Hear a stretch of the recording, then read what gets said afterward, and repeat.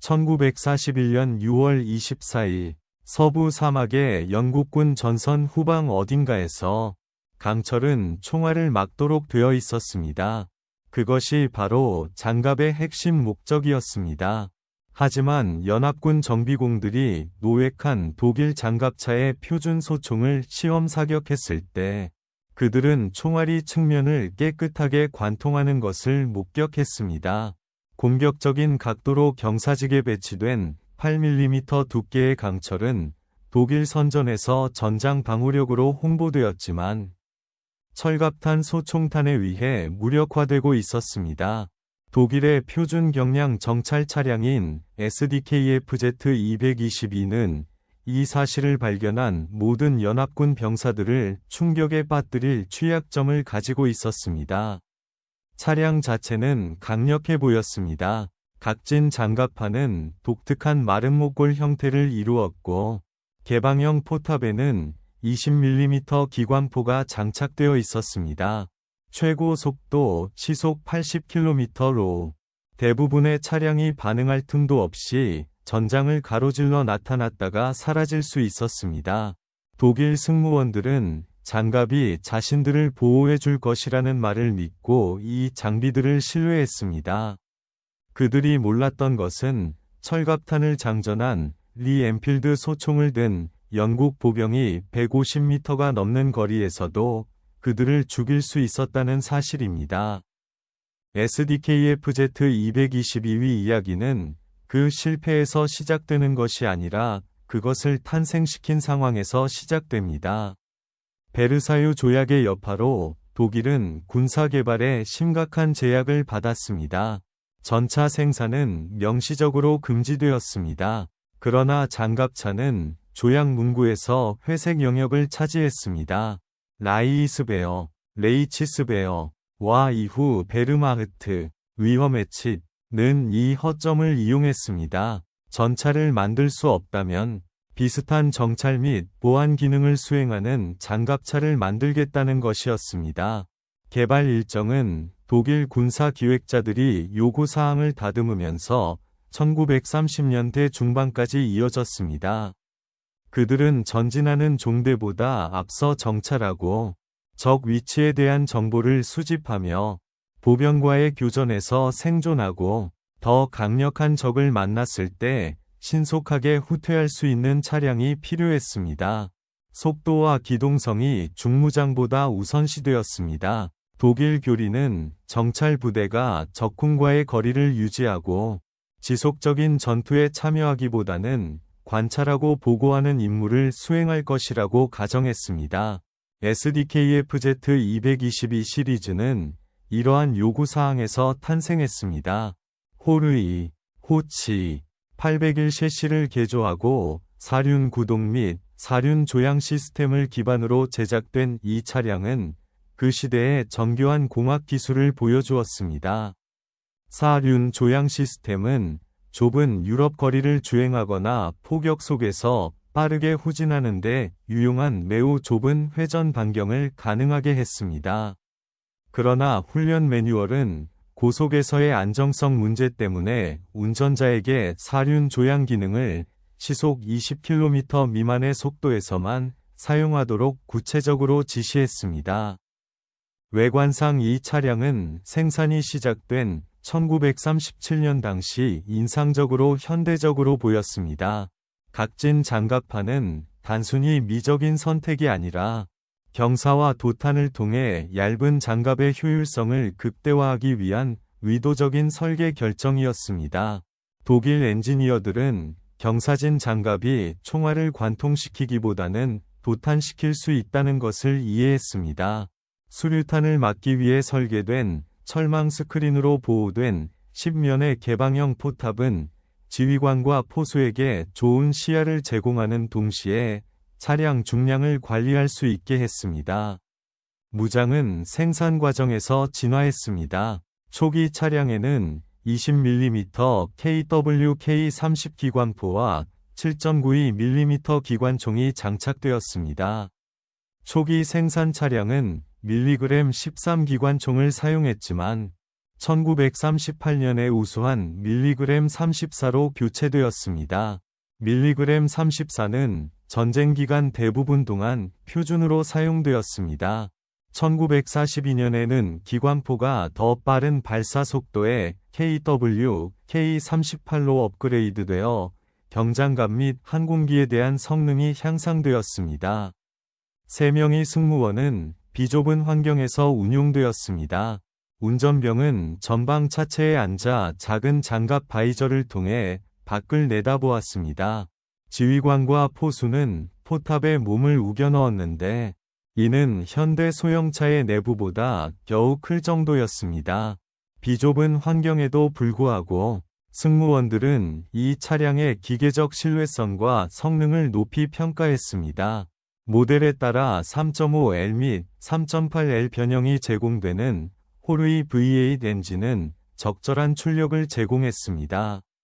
AUSF-A 변형의 3.5L 엔진은 75마력을 생산했고 후기 AUSF-B 변형의 3.8L 엔진은 90마력을 전달했습니다. 그러나 치명적인 약점은 장갑 사양에 있었습니다. 가장 초기의 1938년 생산 차량은 전면을 포함한 모든 표면에 8mm 위 아변 균질 장갑을 특징으로 했습니다. 8mm를 쉽게 이해하자면 대략 신용카드 4장을 쌓은 두께입니다. 이 장갑은 권총탄, 기관단총 사격, 그리고 먼 폭발로 인한 파편을 막도록 설계되었습니다. 특히 각진 장갑이 도탄을 유발할 때 장거리에서 스쳐 지나가는 소총 사격은 막을 수 있었습니다. 하지만 근거리에서 수직으로 발사되는 철갑탄 소총탄에는 부적합했습니다. 독일 엔지니어들은 이 한계를 인식하고 생산 과정에서 수정했습니다. 1939년에 시작된 중기 생산 차량은 14.5mm의 전면 장갑을 받았습니다. 이는 전면에서 오는 소총 사격에 대해 더 나은 방호력을 제공했지만 측면은 여전히 8mm로 남아 있었습니다.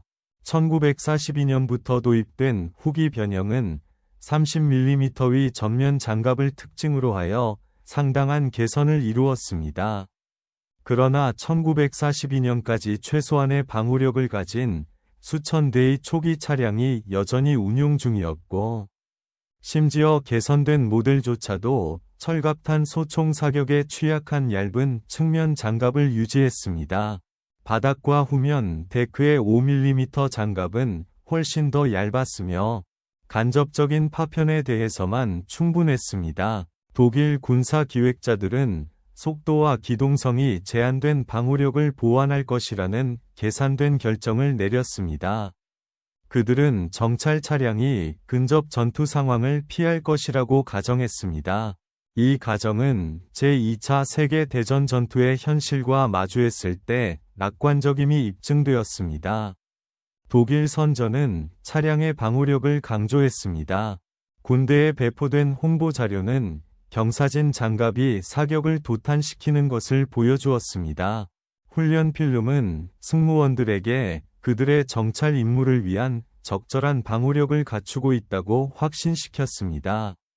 심리적 효과는 엄청나게 중요했습니다. 병사들은 자신의 차량이 보호를 제공한다고 믿어야 했고, 그렇지 않으면 미지의 영역으로 전진하는 것을 주저했을 것입니다.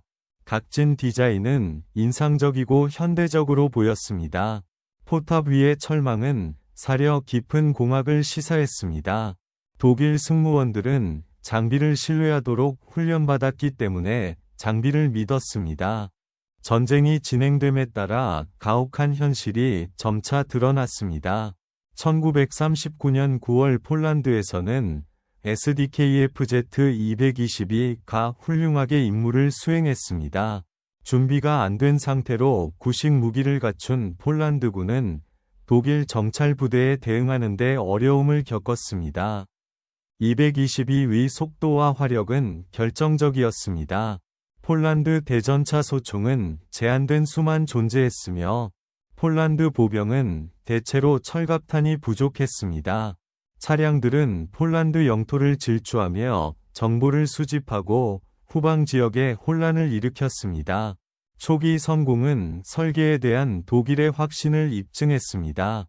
1940년 5월 프랑스에서도 비슷한 정당성이 제공되었습니다.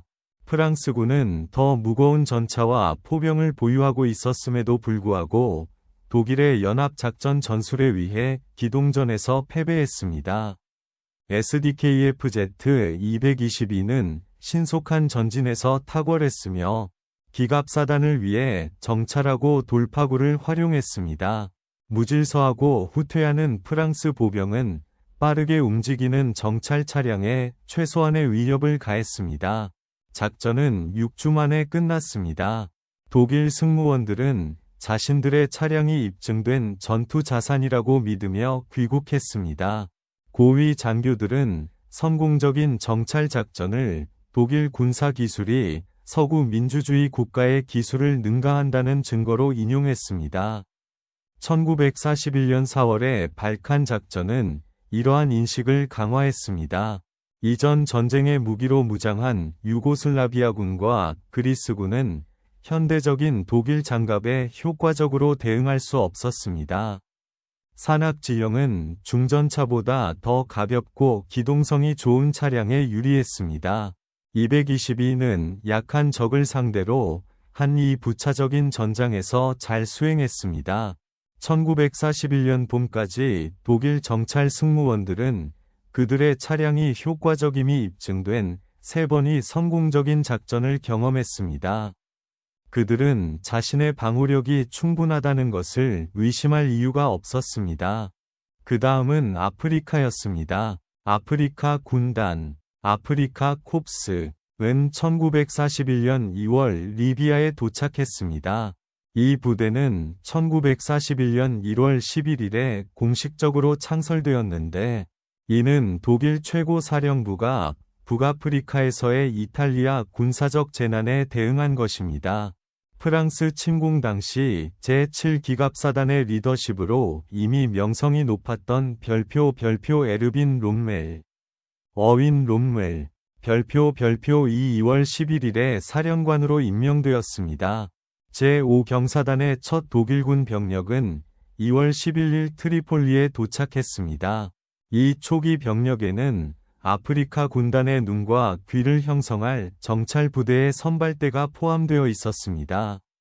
별표 제3 정찰대대, 옥네렁스 앱티룽 3, 별표 위 정찰대대는 1941년 2월 14일 트리폴리에 도착한 첫 부대 중 하나였습니다. 이 부대는 다른 차량들과 함께 SDKF-Z-222 장갑차로 무장하고 즉시 사막에 배치되어 영국군 진지를 정찰하고 적 배치에 대한 정보를 수집하기 시작했습니다. 제5경사단은 나중에 1941년 8월 15일에 제21기갑사단으로 재지정되었는데, 이는 전장에서 독일 작전의 범위와 강도가 증가했음을 반영하는 변화입니다. 사막은 독일군이 유럽에서 마주쳤던 것과는 다른 독특한 도전을 제시했습니다. 수백 킬로미터에 걸쳐 펼쳐진 광활한 개방 공간에는 은폐나 엄폐가 거의 없었습니다. 기온은 낮에는 섭씨 50도를 넘고 밤에는 거의 영하로 떨어졌습니다. 거친 모래는 모든 메커니즘에 침투하여 움직이는 부품을 마모시키고 필터를 막았습니다. 보급선은 인프라가 없는 영토를 가로질러 수백 킬로미터에 걸쳐 뻗어 있었고, 연료와 물의 공급은 끊임없는 도전이었습니다. SDKF-Z-222와 같은 정찰 차량에게 사막은 장점과 단점을 모두 제공했습니다. 개방된 지형은 차량의 속도를 최대한 활용할 수 있게 했습니다. 시야가 수 킬로미터까지 확장되어 정찰 승무원들이 먼 거리에서 적군을 발견할 수 있었습니다. 많은 지역의 단단한 모래와 자갈 표면은 사륜 구동 시스템에 좋은 견인력을 제공했습니다. 그러나 엄폐물이 없다는 것은 일단 발견되면 차량이 숨을 곳이 없다는 것을 의미했습니다. 광대한 거리는 제한된 탱크 용량으로 제공할 수 있는 것보다 더 많은 연료를 필요로 했고, 정찰 순찰대가 범위를 신중하게 계산하고 급유 지점을 설정하도록 강제했습니다. 222는 아프리카 군단 배치 초기 몇 달 동안 처음에는 잘 수행했습니다. 독일 작전의 속도와 공격성에 허를 찔린 영국군은 반복적으로 기동전에서 패배했습니다. 독일 정찰 부대는 영국군 후방 지역 깊숙이 침투하여 보급창, 사령부 위치 및 부대 이동에 대한 정보를 수집했습니다. SDKF-Z222의 속도는 이러한 치고 빠지는 정찰 임무에 매우 유용했습니다. 승무원들은 의심스러운 위치에 고속으로 접근하고 멀리서 관찰한 다음 영국군이 효과적인 대응을 조직하기 전에 후퇴할 수 있었습니다. 제21기갑사단에 소속된 정찰대대는 1941년과 1942년 내내 단순한 경로 정찰에서 영국군 시설에 대한 공격적인 습격에 이르기까지 임무를 수행했습니다. 1941년 가을의 사진 자료는 리비아의 제21기갑사단에 소속된 정찰 부대가 SDKF-Z222를 광범위하게 사용했음을 보여줍니다. 이 이미지들은 차량들이 사막을 가로질러 질주하며 독특한 각진 측면이 지평선의 실루엣을 이루는 모습을 포착하고 있습니다. 영국군은 이탈리아가 전쟁에 참전한 1940년 6월부터 사막에서 싸워왔습니다.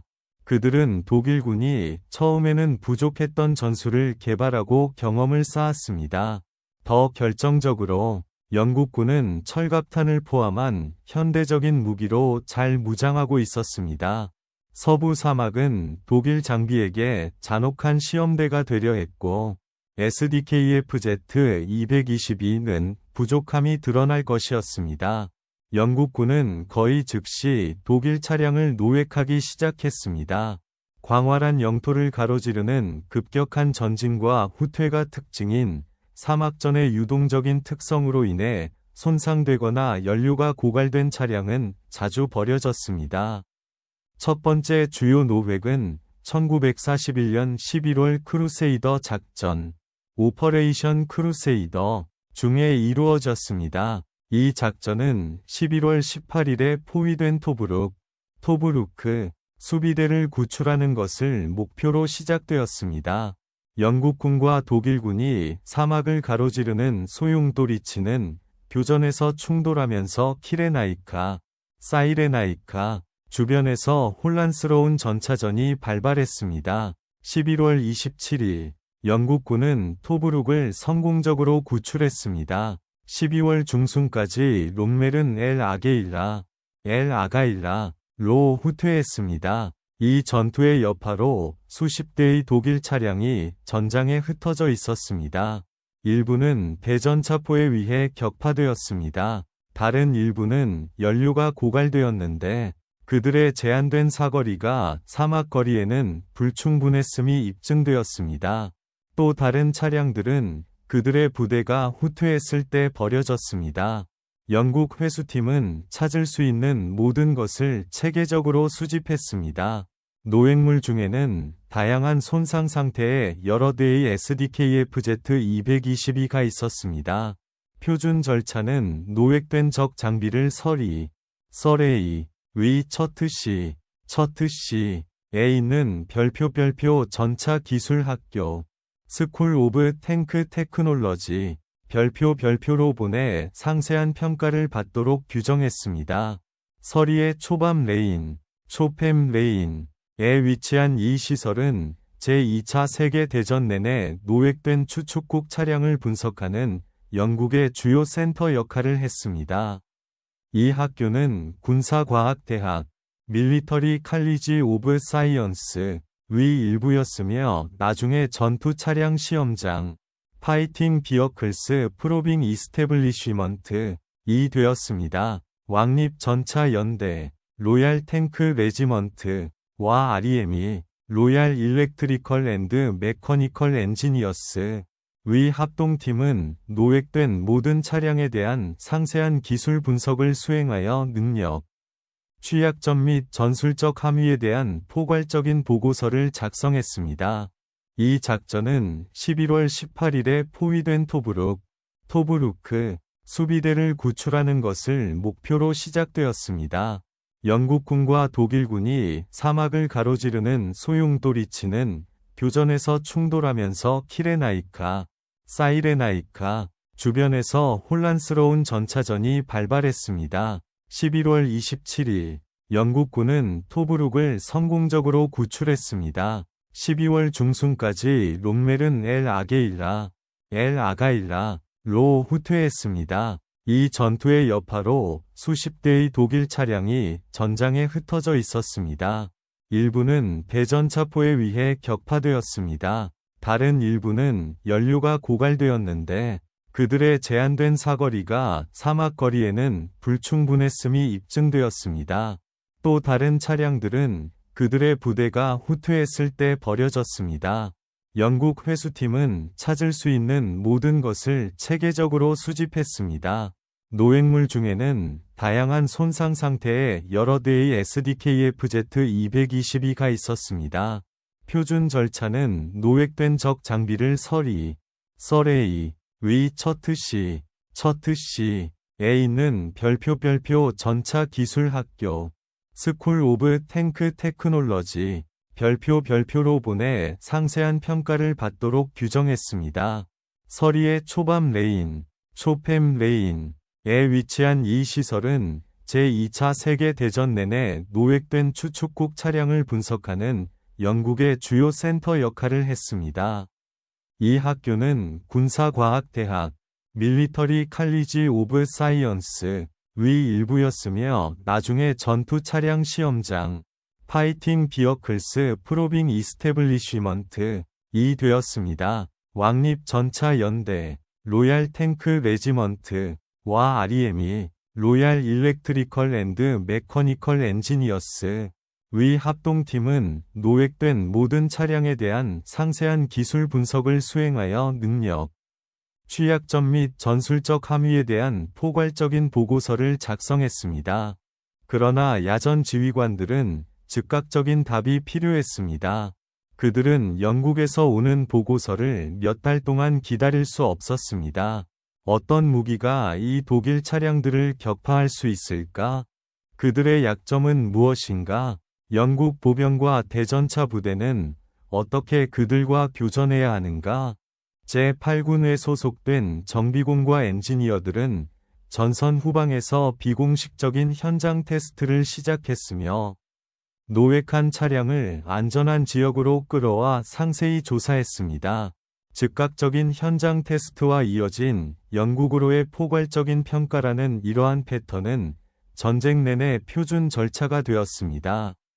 가장 유명한 예는 1943년 4월 별표 제벨제파 별표로도 알려진 포인트 187 근처 작전 중 튀니지에서 노획된 독일 중전차 별표 티거 131 타이거 131 별표이었습니다. 이 티거는 포탑을 고착시킨 영국 6파운드 대전차포의 피격으로 기동 불능이 되었습니다.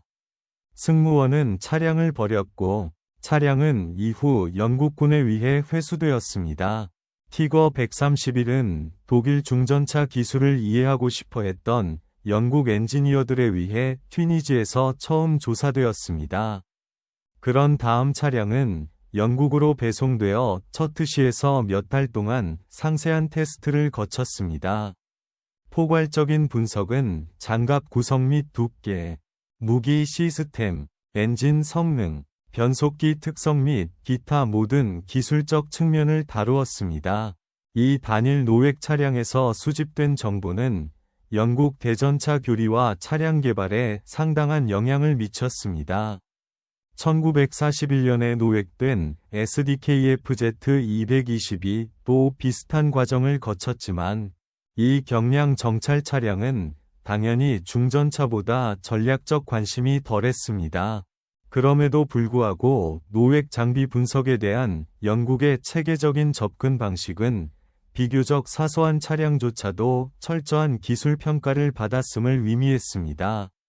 전쟁 기간 동안 여러 대의 SDKF-Z222가 영국으로 다시 배송되었으며 각 차량은 독일 정찰 장비에 대한 증가하는 정보 수집에 기여했습니다. 첫 번째 놀라움은 기계적 품질이었습니다. 호르이 V8 엔진은 깨끗한 주물과 정밀한 가공으로 아름답게 설계되었습니다. 사륜 구동 시스템은 전투 손상과 사막 조건 후에도 원활하게 작동했습니다. 조향 장치는 영리한 디자인을 보여주었으며 좁은 기동을 위해 네 바퀴 모두가 회전할 수 있었습니다. 용접 품질에서 조립된 구성 요소의 정밀도에 이르기까지 차량 전체에서 독일의 디테일에 대한 관심이 분명했습니다. 이들은 정교한 산업 기반에서 잘 제조된 장비들이었습니다. 그런 다음 정비공들은 장갑을 조사했습니다. 캘리퍼를 사용하여 그들은 두께를 조심스럽고 체계적으로 측정했습니다. 측면 8mm, 바닥 및 후면 데크 5mm, 발사체가 강철을 통과해야 하는 거리를 늘려 유효 두께를 일부 추가하는 경사를 고려하더라도 이 측정값들은 영국 엔지니어들을 충격에 빠뜨렸습니다. 전쟁 전에 버밍엄에서 자동차 차체 작업자였던 한 하사는 자신이 더 두꺼운 차체 패널을 가진 민간 자동차를 가지고 일했다고 언급했습니다. 비공식적인 테스트는 거의 무심하게 시작되었습니다. 누군가 장갑을 관통할 수 있는 것이 무엇인지 알아보기 위해 차량에 총을 쏘자고 제안했습니다. 그들은 권총으로 시작했습니다. 웨블리, 리볼버의 9mm 탄환은 거의 근접 거리에서도 모두 튕겨나갔습니다. 장갑은 권총 탄약에 대해 설계된 대로 작동하고 있었습니다.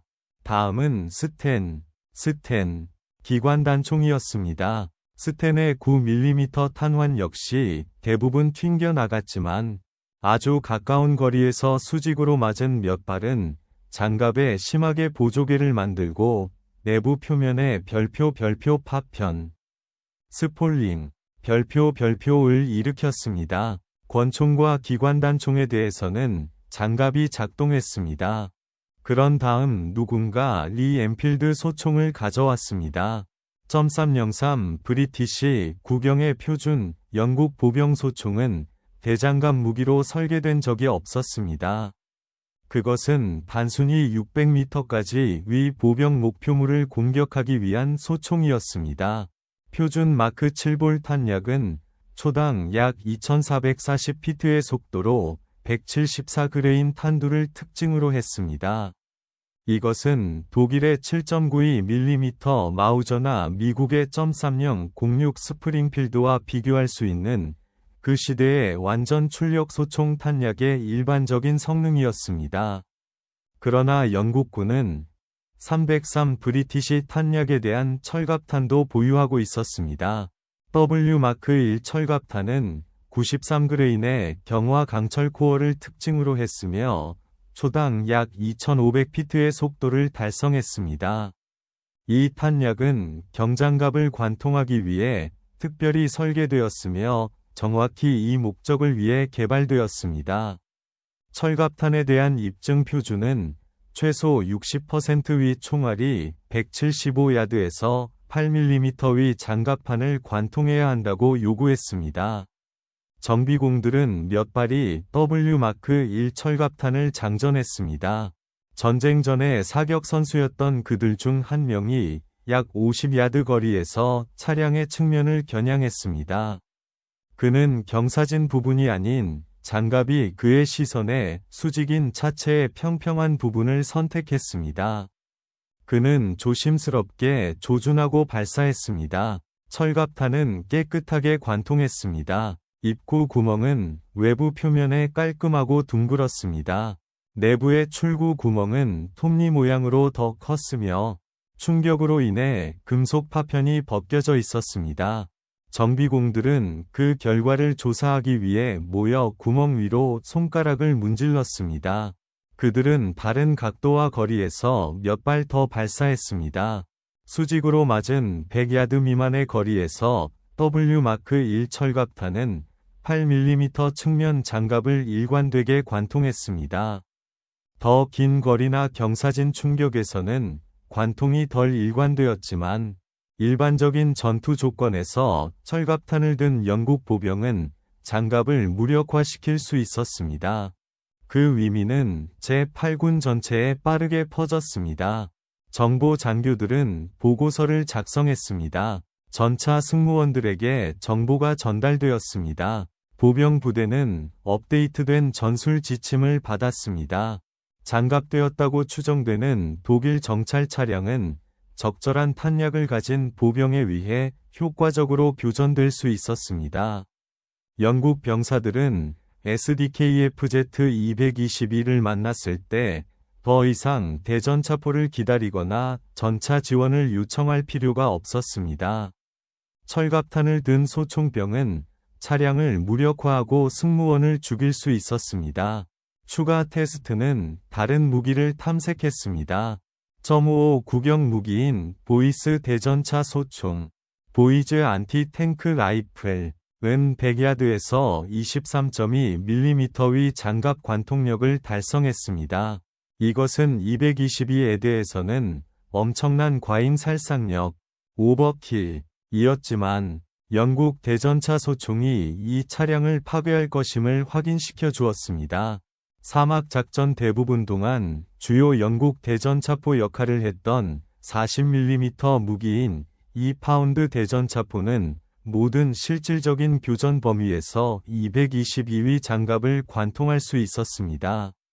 전차 승무원들은 심지어 그들의 동축 7.92mm 기관총도 한 지점에 사격을 집중하면 근거리에서 장갑을 관통할 수 있다는 정보를 받았습니다. 이 지식은 영국군을 넘어 퍼져나갔습니다. 호주, 뉴질랜드, 남아프리카, 인도에서 온 영연방 부대는 유사한 정보 브리핑을 받았습니다. 자유 프랑스군도 취약점에 대해 알게 되었습니다. 전쟁이 진행되고 연합군이 확장됨에 따라 이 정보는 확산되었습니다. SDKF-Z-222의 얇은 장갑은 연합군 보병 사이에서 상식이 되었으며 이 차량과의 교전 방식에 근본적인 변화를 가져왔습니다. 소련군은 자체적인 독립적인 발견을 수행했습니다.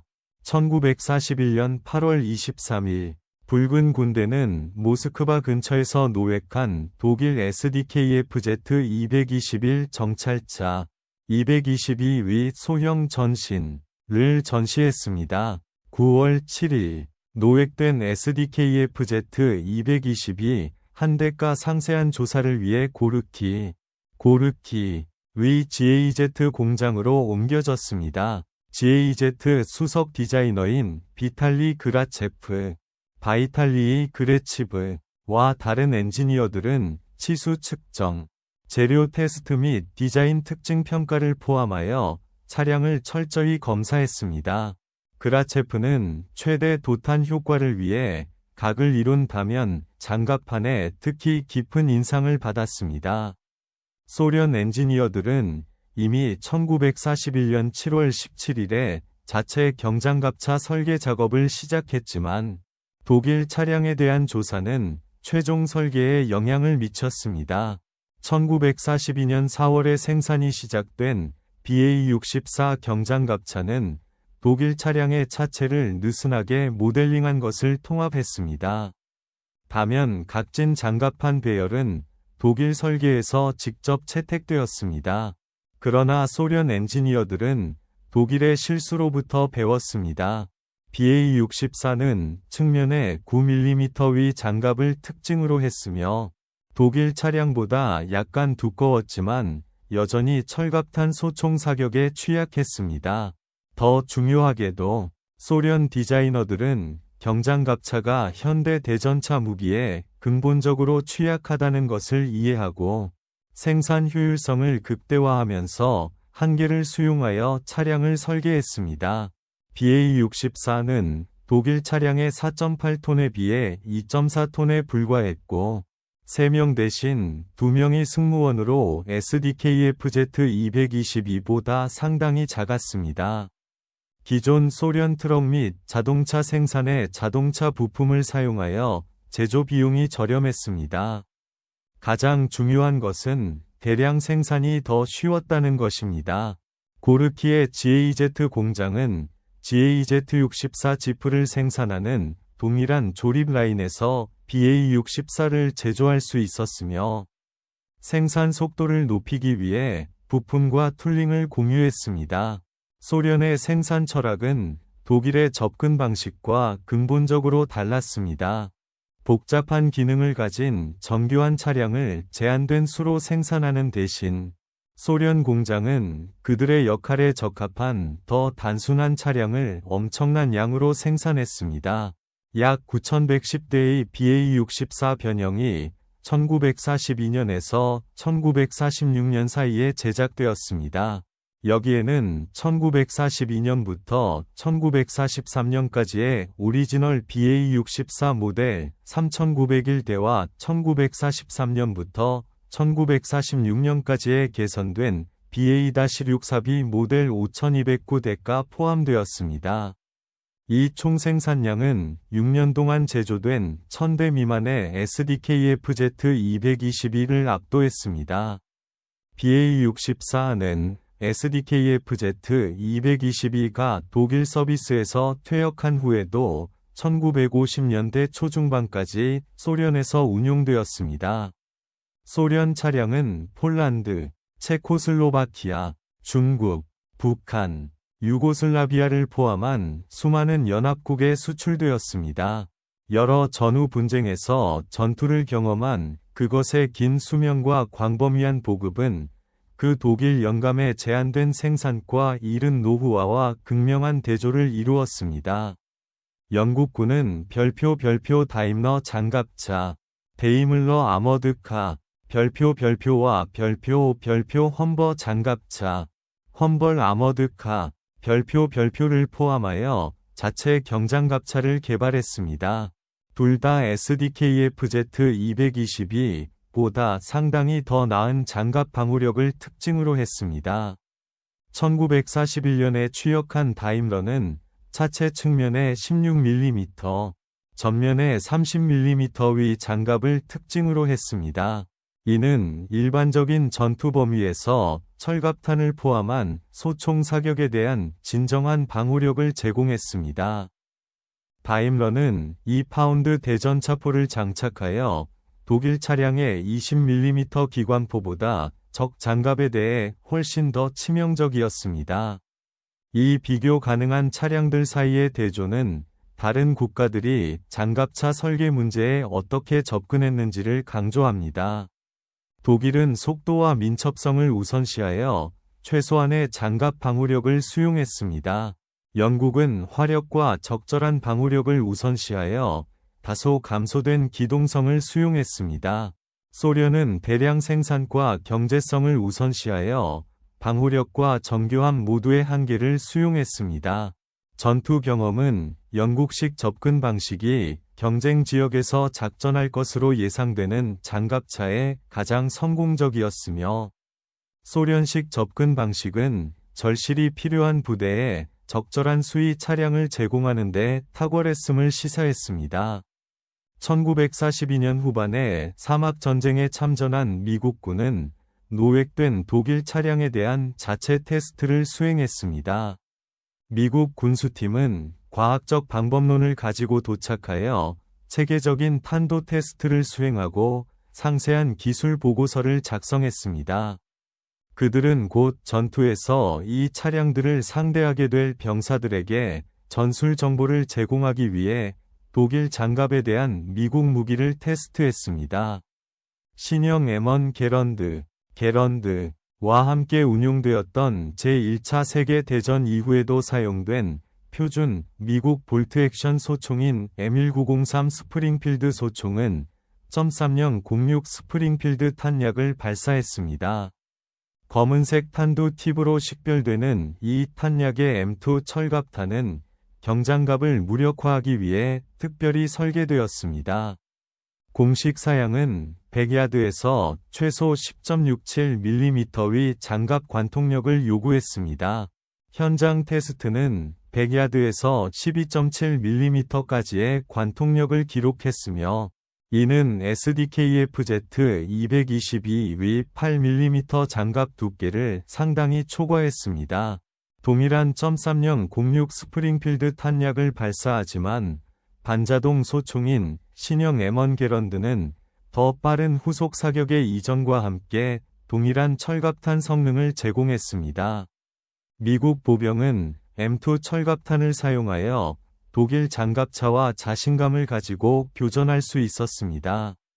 보고서는 독일 장갑차가 철갑탄을 장전한 표준 지급 소총을 가진 보병에 의해 효과적으로 교전될 수 있다는 점을 언급했으며 이는 튀니지에서 처음으로 그들을 만나는 병사들에게 귀중한 정보였습니다. 미국 테스트는 또한 기관단총과 카빈총을 평가했습니다.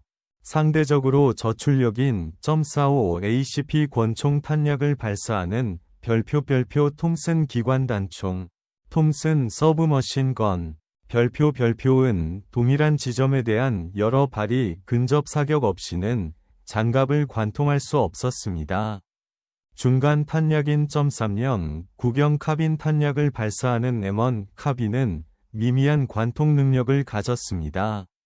50야드 미만의 근거리에서 때때로 가장 얇은 후면 장갑을 관통할 수 있었지만 신뢰할 수는 없었습니다. 이 테스트는 8mm 장갑이 더 가벼운 무기에 대해 적절한 방호력을 제공했지만 철갑탄을 장전한 완전 출력 소총 탄약에는 그렇지 않다는 것을 확인시켜 주었습니다.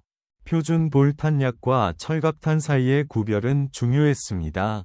납코어를 가진 표준 소총 탄약은 실질적인 전투 범위에서 8mm의 강철 장갑을 안정적으로 관통할 수 없었습니다. 장갑은 그러한 탄약에 대해 설계된 대로 작동했습니다. 그러나 경화 강철 코어를 가진 철갑탄은 경장갑을 무력화하기 위해 특별히 개발되었습니다. 영국군, 미국군, 소련군 모두 철갑탄 소총 탄약을 보유하고 있었고, 특히 장갑차와 마주칠 것으로 예상되는 부대에 보병 부대에게 지급했습니다. 철갑탄의 배포는 부대와 상황에 따라 달랐습니다. 모든 병사가 철갑탄을 표준 지급으로 휴대하지는 않았습니다. 그러나 경장갑차와 마주칠 수 있는 지역에서 작전하는 보병 부대에 제한된 양의 철갑탄을 지급하는 것은 일반적인 관행이었습니다.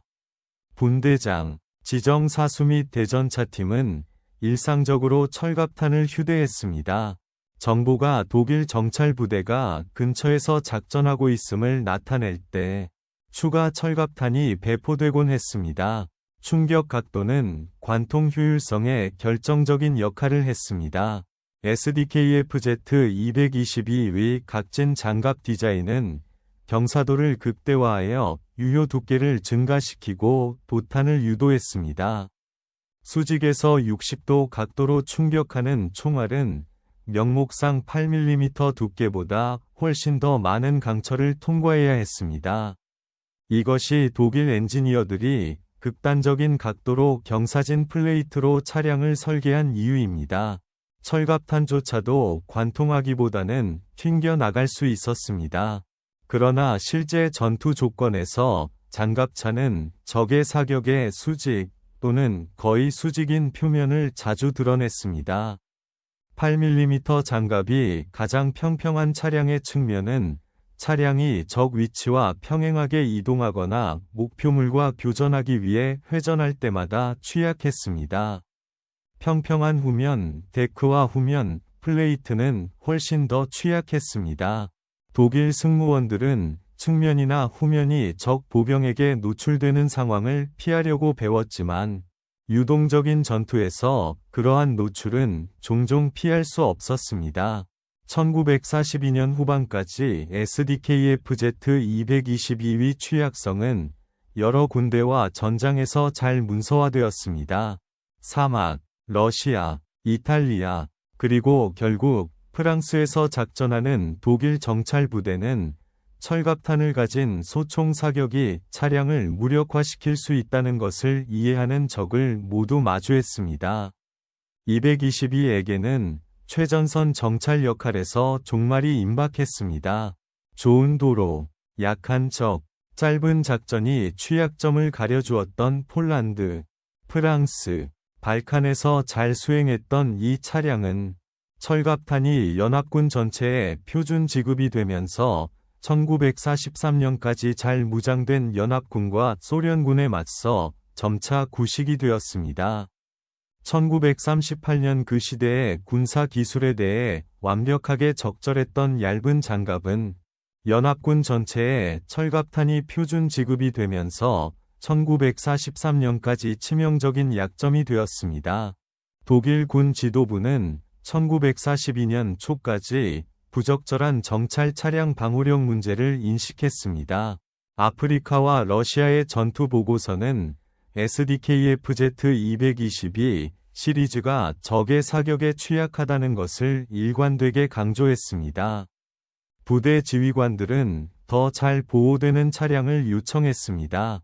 승무원 보고서는 장갑을 무력화할 수 없었어야 할 소총 사격이나 경량 무기에 의해 차량이 손실된 사건을 상세히 설명했습니다. 그 대응은 SDKF-Z234 시리즈, 별표 별표로 알려진 차량의 개발이었습니다. 이 8윤 장갑차는 독일 정찰 교리가 처음부터 명시했어야 할 바를 나타냈습니다. 이 차량은 30mm의 전면 장갑과 14.5mm의 측면 및 후면 장갑을 특징으로 했으며 마침내 철갑탄을 포함한 소총 사격에 대한 진정한 방호력을 제공했습니다. 경사진 장갑 디자인은 효율성을 극대화했으며 전반적인 방호력은 대부분의 보병 무기와 많은 경량 대전차 무기에 저항할 수 있었습니다. 푸마는 후기 펜저 3중형 전차에 사용된 것과 동일한 무기인 50mm KWK-39L 60포를 장착했습니다. 이것은 독일 정찰 부대에게 처음으로 진정한 대전차 능력을 제공했습니다. 8윤 구성은 우수한 험지 기동성을 제공했으며 차량은 도로에서 시속 85km를 달성하고 거친 지형에서도 합리적인 속도를 유지할 수 있었습니다. 4명의 승무원은 SDKF-Z222의 비좁은 3인 승무원보다 훨씬 더 나은 환경에서 운용되었습니다. 그러나 이 유능한 차량은 독일의 운명에 중대한 영향을 미치기에는 너무 늦게 도착했습니다. 개발 및 생산 지연으로 인해 첫 푸마는 1943년 후반이 되어서야 최전선 부대에 도달했습니다. 그 시점에서 독일은 산업 능력이 한계를 넘어 늘어난 상태로 여러 전선에서 필사적으로 싸우고 있었습니다. 1943년 말까지 100대가 조금 넘는 푸마만이 제작되었습니다. 생산은 1944년까지 계속되어 연합군의 폭격과 원자재 부족으로 독일 산업이 마비되면서 1944년 9월에 생산 라인이 폐쇄되기 전에 약 400대의 총 차량에 도달했습니다. 400대의 차량으로는 여러 전선에서 여전히 운용 중인 수백 대의 SDKF-Z222를 대체할 수 없었습니다. 또한 수십 개의 독일 사단의 정찰 요구를 충족시킬 수도 없었습니다. 푸마는 방호력, 기동성 및 화력의 균형을 마침내 맞춘 훌륭한 디자인이었음에도 불구하고 너무 적은 수로 너무 늦게 등장하여 아무것도 바꿀 수 없었습니다. 한편 SDKF-Z222와 같이 덜 유능하지만 더 많은 수의 차량은 대안이 없었기 때문에 최전선에서 계속 운용되었습니다. 일부 차량은 1945년 5월 전쟁이 끝날 때까지 살아남았지만 그 시점에는 최전선 서비스의 완전히 구식이었습니다. 1944년과 1945년에 서쪽의 연합군과 동쪽의 소련군의 빠른 진격은 독일의 방어 능력을 압도했습니다. 정찰 차량은 유형에 관계없이 최종 결과에 제한적인 영향을 미쳤습니다. 전쟁은 전차, 포병, 항공기, 그리고 연합국의 압도적인 산업 생산에 의해 결정되고 있었습니다. SDKF-Z221을 역사적 관점에서 특히 중요하게 만든 것은 그 전투 효율성이 아니라 군사 설계 타협과 전장 기술의 진화에 대해 드러낸 것이었습니다. 이 차량은 승무원 생존의 가장 중요한 한 가지를 제외하고 거의 모든 면에서 뛰어났습니다. 좋은 도로에서 시속 80km에 도달하고 거친 지형에서도 상당한 속도를 유지하는 빠른 차량이었습니다. 적절하게 유지 관리될 때 기계적으로 신뢰할 수 있었으며 호르이 엔진은 까다로운 조건에서도 내구성이 입증되었습니다. 차량은 정찰 작업에 중요한 승무원에게 탁월한 시야를 제공했습니다. 지휘관은 개방형 포탑에서 좋은 시야를 가졌지만 이는 또한 수류탄 및 포병 공중 폭발과 같은 머리 위 위협에 대한 취약성을 의미했습니다. 핸들링 특성은 독일 승무원들에게 칭찬받았으며 사륜 조향은 좁은 기동과 빠른 재배치를 가능하게 했습니다. 가속은 빨랐으며 위험한 상황에서 신속한 탈출을 허용했습니다. 무장은 의도된 역할에 효과적이었습니다. 20mm 기관포는 무장되지 않은 차량을 파괴할 수 있었고 근거리에서는 경전차에게도 위험했습니다. 발사 속도는 적 위치에 대한 지속적인 제압을 허용했습니다. 동축 기관총은 보병과 교전하는 데 탁월했으며 주포와 독립적으로 사용될 수 있었습니다. 탄약 비축량은 작은 차량 크기로 인해 제한되었지만 일반적인 정찰 임무에는 적절했습니다. 만약 이 차량이 측면에 8mm 대신 12mm 또는 15mm의 장갑만 갖추었더라면 소총 사격에 대해 훨씬 더 생존 가능했을 것이며 기동성 이점을 유지할 만큼 충분히 가벼웠을 것입니다. 추가 중량은 관리할 수 있었을 것입니다. 성능 영향은 미미했을 것이지만 이 장갑 업그레이드는 차량을 다른 중량 등급에 놓았을 것이며 더 강력한 엔진, 더 강한 서스펜션, 그리고 궁극적으로 비용과 복잡성을 증가시켰을 것입니다. 이것은 장갑차 설계의 근본적인 긴장을 강조합니다. 1kg의 장갑은 비용을 추가하고 기동성을 감소시키며 연료 소비를 증가시키고 더 강한 엔진을 요구하며 유지 보수 문제를 만듭니다. 설계자는 방호력과 다른 모든 요구사항 사이에 균형을 맞춰야 합니다. 때로는 균형이 작동합니다. 때로는 SDKF-Z222와 같이 균형이 실패하고 군인들이 그 대가를 목숨으로 치릅니다. 독일 기획자들이 1930년대 중반에 내린 계산된 위험은 결실을 맺지 못했습니다. 그들은 속도와 기동성이 제한된 방호력을 보완할 것이라고 내기했습니다. 그들은 정찰 차량이 안전거리를 유지하고 싸우기보다는 관찰할 것이라고 가정했습니다. 그들은 그들의 경장갑차가 근거리에서 소총에 의해 얼마나 자주 사격을 받을지를 과소평가했습니다. 제2차 세계대전 전투의 유동적이고 혼란스러운 특성, 특히 러시아의 광활한 공간과 사막에 개방된 지형에서는 정찰 부대가 안전거리를 유지한다는 이론적 교리가 현실과 거의 일치하지 않았습니다. 1943년에 영연방 부대에 배포하기 위해 작성된 영국 정보평가는 차량의 모든 약점을 체계적으로 상세히 설명했습니다. 문서는 다양한 지점에서의 장갑 두께를 명시하고 다른 무기에 대한 최적의 조준 지점을 식별했으며 교전에 대한 전술적 권고를 제공했습니다. 전차 승무원들은 근거리에서 동축 기관총으로 차량을 관통할 수 있다는 정보를 받았습니다. 대전차포 승무원들은 고폭탄이 충분하고 더 쉽게 구할 수 있을 때 장갑차에 희소한 철갑탄을 낭비하지 말라는 말을 들었습니다. 보병은 특히 상세한 지침을 받았습니다. 보고서는 병사들에게 장갑에 대해 부적절하다고 종종 무시되었던 그들의 소총이 철갑탄을 장전했을 때 독일 정찰 차량에 대해 치명적인 무기가 될 수 있음을 상기시켰습니다. 권장 교전 범위, 최적의 충격 각도 및 집중 사격의 중요성이 모두 명시되었습니다. 영국 훈련은 이 정보를 통합하여 병사들이 독일 장갑에 대해 무력하지 않으며 효과적인 방어 수단을 보유하고 있음을 이해하도록 했습니다. 취약성은 장갑 두께를 넘어서 확장되었습니다. 개방형 포탑은 탁월한 시야를 제공했지만 승무원을 머리 위 위협에 노출시켰습니다. 수류탄, 박격포탄, 그리고 포병 공중 폭발은 차체를 관통하지 않고도 승무원을 죽이거나 다치게 할 수 있었습니다.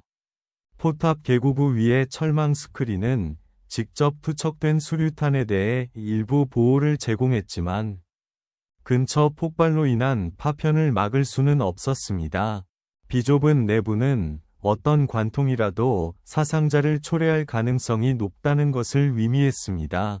현대 소형차의 크기보다 겨우 큰 공간에 3명의 승무원이 밀집되어 있어 승무원 구획에 들어가는 단 하나의 철갑탄도 여러 사람을 다치게 하거나 죽일 수 있었습니다. 금속 파편이 완전한 관통 없이도 충격 시 장갑의 내부 표면에서 떨어져 나가는 별표 파편, 스폴링, 별표은 제한된 공간 주위를 도탄하는 치명적인 발사체를 만들었습니다. 제한된 탄약 비축량과 연료 용량은 추가적인 취약점을 만들었습니다. 차량은 제한된 양의 20mm 기관포탄과 기관총탄만을 운반할 수 있었습니다. 장기간의 총격전에서 소진되면 차량은 승무원의 소화기로만 방어적으로 무장되었습니다. 연료 탱크는 얇은 장갑으로 보호되었지만 차체를 관통한 소위탄이나 예광탄에 의해 발화될 수 있었습니다. 타이어는 그 시대의 기준으로 펑크에 강했지만 총격에 취약했습니다. 손상된 타이어로 인해 기동 불능이 된 차량은 정지된 표적이 되었고 속도와 기동성이라는 주요 생존 특성을 무효화했습니다. 타이어 손상으로 인해 기동 불능이 된 승무원들은 차량을 버리거나 폭격 속에서 수리를 시도해야 했으며 둘 다 철갑탄을 든 적 보병에 맞서 매력적인 선택이 아니었습니다. 독일 승무원들은 그들에게 할당된 차량, 심지어 취약한 SDKF-Z221호도 정찰 임무를 계속 수행했으며 그들의 상당한 공로를 인정받아야 합니다. 많은 이들이 자신들의 장갑이 부적절하다는 것을 알거나 의심하면서도 명령에 관계없이 임무를 수행하는 특별한 용기를 보여주었습니다. 정찰은 본질적으로 위험한 작업으로 병사들이 적 위치를 정찰하고 정보를 수집하며 종종 더 큰 작전에 필요한 정보를 지휘관에게 제공하기 위해 자신을 희생해야 합니다. SDKF-Z222는 독일이 전체 차량을 퇴역시키기에 충분한 대체 차량이 없었기 때문에 알려진 취약점에도 불구하고 여러 전장에서 전쟁 내내 운용되었습니다. 생산 우선순위는 전차, 돌격포 및 방어작전에 더 중요하다고 여겨지는 다른 전투 차량에 집중되었습니다. 정찰 차량은 중요했지만 독일 산업이 동부 전선에서의 치명적인 장비 손실을 대체하고 연합군의 전략적 폭격에 대응하기 위해 고군분투하면서 낮은 우선순위를 받았습니다. 오늘날 여러 대의 SDKF-Z222 예시가 박물관에 보존되어 있으며 1930년대 후반과 1940년대 초반의 독일 군사 기술을 대표하는 역사적 유물로 남아 있습니다. 별표 위알드 재단, 더 웨얼드 파운데이션. 별표은 실제 SDKF-Z222A USFA 표본을 보유하고 있습니다. 보빙턴 전차 박물관, 더 보빙턴 탱크 뮤지엄, 호주 전쟁 기념관, 더 오스트레일리안 워 메모리얼 및 기타 여러 기관은 전쟁 중에 노획된 예시를 소유하고 있습니다. 별표 미국 유산 박물관, 아메리칸 헤리티지 뮤지엄. 별표의 차량은 1943년 사막 작전 중에 노획되어 평가를 위해 처트시에 영국으로 보내졌습니다. 이 보존된 차량들을 검사하는 현대 방문객들은 얇은 장갑판을 직접 볼 수 있으며, 연합군 병사들이 철갑탄으로 교전하기 시작했을 때 왜 이 차량들이 취약하다는 것을 알았는지 즉시 이해합니다. 8mm 측면 플레이트 위로 손을 움직여보면 방문객들은 그 방호력이 실제로 얼마나 미미했는지 본능적으로 이해하게 됩니다. 선전 사진에서 인상적으로 보였던 각진 디자인과 경사진 표면은 가까이에서 검사할 때 놀라울 정도로 얇은 금속으로 해석됩니다. SDKF-Z222는 군사 차량 설계에서 경고의 메시지를 나타내며, 설계자가 방호력과 기동성 사이의 균형을 잘못 계산했을 때 발생하는 일을 보여줍니다. 이는 초기 전쟁 조건에 최적화된 차량이 무기 기술이 발전하고 적들이 전술을 조정함에 따라 어떻게 구식이 될 수 있는지를 보여줍니다. 이는 평시에 도면에서 내려진 결정이 몇 년 후 해당 차량이 설계자가 전혀 예상하지 못한 전투 조건에 직면했을 때 병사들에게 치명적인 결과를 초래할 수 있음을 보여줍니다. 이 이야기는 또한 군사작전에서 전장 정보와 연합국 간 협력의 중요성을 보여줍니다. 차량의 취약점에 대한 지식이 영국, 영연방, 소련 및 미국군 전체에 신속하게 전파되었다는 것은 전 세계의 연합군 보병이 효과적인 대책을 보유하고 있음을 이해했다는 것을 의미했습니다. 이 정보 공유는 불필요한 사상자를 방지하고 독일 정찰 부대에 맞설 때 병사들의 자신감을 높였습니다. 더 넓은 역사적 관점에서 SDKF-Z222는 제2차 세계대전을 정의한 기술적, 산업적 경쟁을 예시합니다. 모든 국가는 방호력, 기동성, 화력, 신뢰성 및 비용에 대한 상충되는 요구에 균형을 맞추기 위해 고군분투했습니다. 모든 디자인은 다른 특성을 우선시하면서 다른 특성의 약점을 수용하는 타협을 나타냈습니다. SDKF-Z222의 특정 타협은 초기 전쟁 기간에는 잘 작동했지만 분쟁이 진화하고 상대방이 적응함에 따라 실패했습니다. 이 차량의 이야기는 현대 군사 차량 설계에 계속 정보를 제공합니다.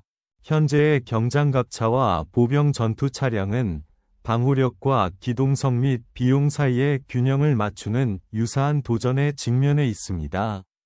복합 장갑 및 세라믹 플레이트와 같은 현대 재료는 제2차 세계대전의 아변 균질 강철보다 더 낮은 중량으로 더 나은 방호력을 제공합니다.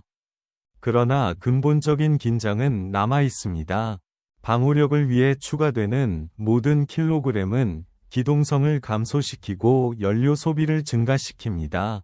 SDKF-Z222는 또한 기술적 부적절함의 인간적 비용을 상기시키는 역할을 합니다. 모든 관통된 장갑판 뒤에는 자신의 차량이 보호를 제공한다고 믿었던 승무원이 있었습니다. 독일 병사들은 이 차량에 올랐다. 그들의 국가 엔지니어와 군 지도부가 그들에게 적절한 장비를 제공했다고 믿었습니다. 이 믿음이 잘못되었고 그들의 장갑이 일반 소총 사격에 의해 무력화될 수 있다는 발견은 끔찍했을 것입니다. 영국 전선 후방의 연합군 정비공들이 철갑탄을 장전한 소총이 독일 장갑차를 관통할 수 있다는 것을 발견했을 때 그들은 베르마흐트의 덜 알려진 취약점 중 하나를 우연히 발견한 것이었습니다. SDKF-Z-222는 전차가 아니라 정찰 차량이었고, 그것의 존재 또는 부재가 전략적 상황을 바꾸지는 않았습니다. 그러나 이 차량에 직면한 개별 병사들에게는 자신의 소총이 장갑에 대해 쓸모없는 무기가 아니라 효과적인 무기임을 아는 것이 강력하게 중요한 지식이었습니다. 그것은 그들이 반격할 수 있다는 것을 의미했습니다. 그것은 그들이 무력하지 않다는 것을 의미했습니다. 독일 엔지니어들이 충분한 보호를 제공할 것이라고 믿었던 8mm의 강철은 가장 가벼운 무기에 대해서는 간신히 적절했지만 철갑탄 소총 탄약에 대해서는 완전히 부적절함이 드러났습니다. 통제된 조건에서 테스트되고 군사 관료주의를 통해 승인된 그 얇은 장갑은 총알이 예상치 못한 각도에서 근거리로 도착하는 전투 현실에 직면했을 때 실패했습니다. 독일 승무원들은 그 엔지니어링 오산에 대해 목숨으로 대가를 치렀습니다. 그 폭로는 연합군 전체에 퍼졌고, 한때 속도와 화력으로 두려워했던 SDKF-Z-222는 단순히 또 다른 취약한 표적으로 알려지게 되었습니다. 무적이지 않고 심지어 무력화하기 어렵지도 않은 적절한 탄약을 장전했을 때 보병 무기에 의해 관통될 수 있는 얇은 장갑을 가진 차량일 뿐이었습니다. 임금님은 벌거벗었고 모든 연합군 병사는 위압적인 각진 외관을 꿰뚫어 그 아래의 취약한 현실을 보는 법을 배웠습니다.